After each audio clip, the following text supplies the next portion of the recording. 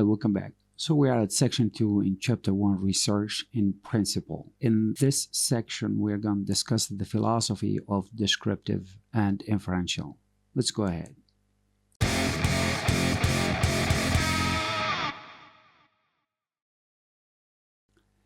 This section has got 3 outlines. In the first outline, we're going to have a quick introductory on the philosophy of descriptive and inferential and introduce you to 2 important analogies I'm going to use. The second thing we're going to discuss in depth, the descriptive transformation or the philosophy of descriptive transformation. Then on the third outline, we're going to discuss the philosophy of inferential and generalization.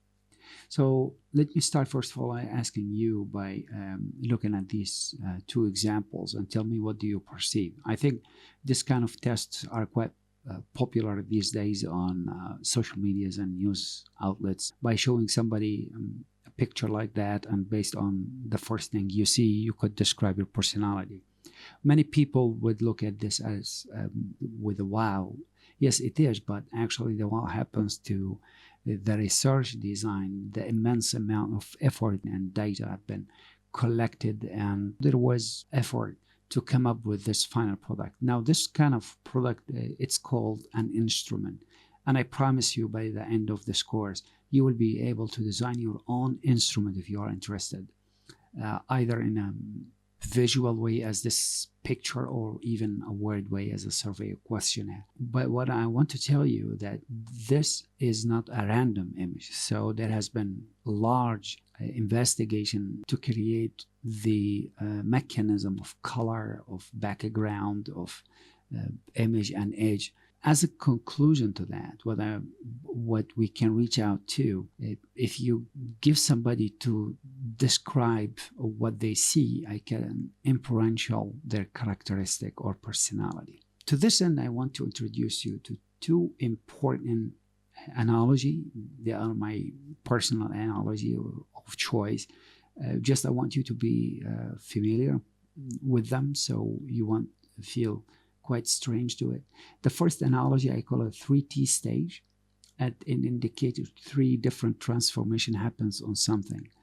And those transformation happen by taking a source, it transform to a list of numbers, then take this list of numbers and make the second transformation into a summary, and then take this list of summary and make the third transformation into a graphical presentation. Maybe could be one of it as an example. But anyway, this line of 3T stage, actually we have seen it in the previous section when we explored the philosophy of data by taking a picture and transform that picture into group of data under, for example, participants and meeting and subject, etc. And then imagine those group of data were list of numbers, large numbers, and then summarize them and then graph them in kind of tables and graphs.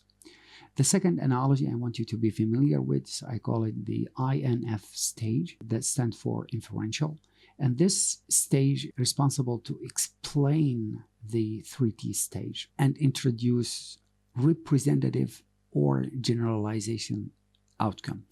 I know that might sound gibberish to you to some extent, but trust me, just in the following 2 slides, you will be able to comprehend the entire idea.